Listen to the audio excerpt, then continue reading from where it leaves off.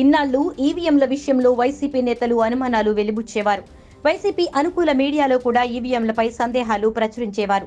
ఇప్పటి వరకు జగన్ ఎప్పుడూ నేరుగా ఈవీఎంలను టార్గెట్ చేయలేదు, అనుమానాలు కూడా వ్యక్తం చేయలేదు. కానీ తొలిసారి ఆయన ఈవీఎంల గురించి సంచలన ట్వీట్ వేశారు. ఈవీఎంల బదులు పేపర్ బ్యాలెట్లు వాడే విధానం రావాలన్నారు జగన్.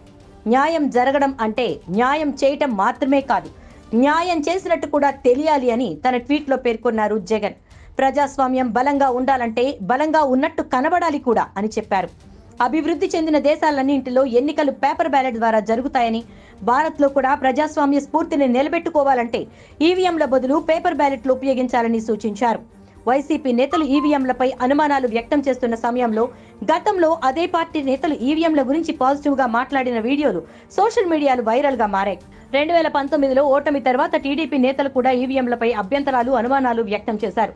ఇప్పుడు విజయం రావడంతో ఈవీఎంలు మంచివేనంటున్నారు. 2019లో ఈవీఎంలు ఓటింగ్ ని సమర్థించిన వైసీపీ ఇప్పుడు ఓటమి తర్వాత బ్యాలెట్ పేపర్ వైపు మొగ్గు చూపటం విశేషం.